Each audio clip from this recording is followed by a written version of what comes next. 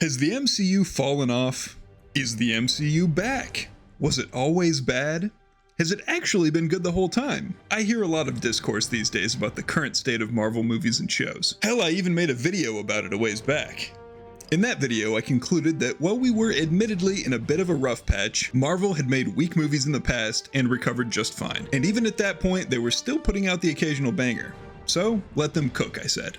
Now things are a bit different. The Marvels was one of their worst performing films to date in terms of box office and public perception. Shows like Echo and What If Season 2 were met with lukewarm reception by fans, and a series of industry strikes, along with a change in leadership at Disney, have brought significant slowing of production on the Marvel front. But people were genuinely excited about X-Men 97, which is not technically an MCU property, but it was made by Marvel Studios. Deadpool and Wolverine was a massive box office hit in a time where Marvel really needed it, and Captain America Brave New World seems to have very positive buzz. Add in the recent announcement of Robert Downey Jr. returning to the MCU as Doctor Doom, and the return of the Russo brothers to direct the next two Avengers films, and you have a lot of potential for greatness. But in bringing back these old reliables, so to speak, like the Fox X-Men movies and the old guard of the MCU, many are saying that these movies reek of desperation, and an admission that the path laid out by Marvel after Endgame was a non-starter. So as of right now, the public consensus does seem a bit confused as to whether the MCU as a franchise is in dire straits, or if the future is bright and past woes were just a temporary stumble. What I want to do in this video is chart out the perceived quality of every movie and show Marvel Studios has made since Phase 1 up until today, and get a solid visual representation of the series' ups and downs across its history, and find out just how bad of a slump Phases 4 and 5 have been compared to the past, and to see whether the franchise's recent positive trajectory looks to be sustainable and consistent. Of course, this analysis wouldn't be very useful if all the data was just based on my own opinions. So what I'm going to chart is the Metacritic scores for the professional reviews, and the Rotten Tomatoes audience score for a more casual perspective, so that we can compare the two. I will also average the two numbers together so that we can see what the trend looks like for that as well. Finally, we'll compare the average score for each phase to find out just how far the series has fallen, or maybe to find out that it really hasn't fallen that much at all. Either way, I'm excited to find out, so let's take a look. Okay, so here I have tabulated the results. What we've got going on here is a table. On this side, we've got each phase with all the projects listed, and then here we've got the average critic score. This is from Metacritic, and the average audience score from Rotten Tomatoes.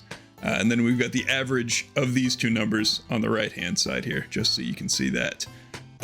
What I really want to show you is the graph, but if you're interested in these numbers, I'll just scroll through it real quick, and you can feel free to pause and read at your leisure. So here you go, just scrolling through that so you can see what we got here, all the way down to Phase 5 with Deadpool and Wolverine at the most recent.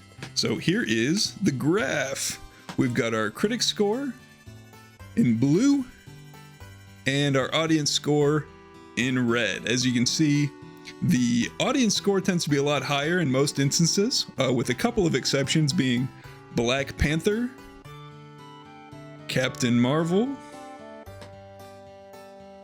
She-Hulk, oof, really didn't like that one, Secret Invasion, What If Season 2, and Echo, which is just barely a difference, but critics liked it a little bit more than audiences. Generally speaking though, audiences tend to like the series a lot more than critics do. And we like to stay right in this pocket. Usually the audience stays up in this zone from 75 to 100, and the critics stay right in here from 50 to 75, with a couple of peaks and troughs here and there. And if we want to take a look at the same graph, but with the average, that's the yellow line here, we can see kind of the general through line of what the vibe has been throughout. So interestingly, for critics, the highest rated film is Black Panther at an 88, and the lowest rated is The Marvels at a 50. And for audiences, the two highest rated are tied between Spider-Man No Way Home and Shang-Chi, which surprised me. I mean, that's a good movie, but I didn't think it would be one of the top two. I thought it would be Infinity War or something. And then the bottom two for audiences are pretty visually obvious here. It's Captain Marvel and She-Hulk. I'm sure you can notice the trend here on the ones that people didn't like. there is something in common between all of these.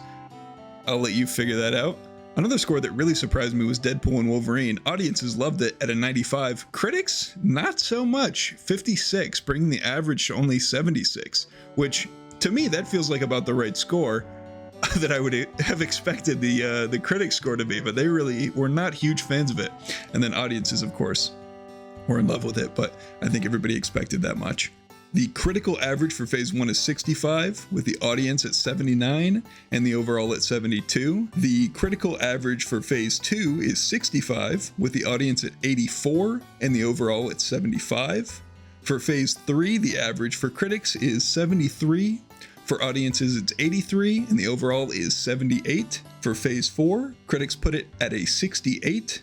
The audience puts it at an 84, for an overall score of 76. And for Phase 5, which is the weakest phase admittedly, critics put it at 61, audiences at 76, and the overall comes in at a very nice 69. So looking at all this in totality, what do you think? Are we really in as bad of a slump as people say? It seems to me that while Phase 5 is the weakest overall across every metric that we're looking at here today, it's not really too far below the expectations set by prior phases. If you take a look at where the average line is, it is a little lower, but generally in the same pocket that it has been, staying between these two lines here. Only a couple things across the whole series have even descended this far, and nothing is this low. So the results for the total average kind of surprised me, to be honest with you. It seems, critically speaking anyway, that the critical favorite is Phase 3, which I expected to also be the audience favorite, but the audience favorite was actually Phase 2, coming in at an 84 compared to Phase 3's 83, which was surprising to me. That is actually tied with Phase 4, which I was certainly not expecting, considering that is when most people claim the downfall occurred. But it seems really that there's just a couple of projects that people really didn't like in Phase 4 that maybe brought down public perception as a whole. But if you look, it's pretty much on par with the prior phases. But overall, do you agree with the overall trajectory of the MCU? Do you think the future is bright, or do you think things are looking rough?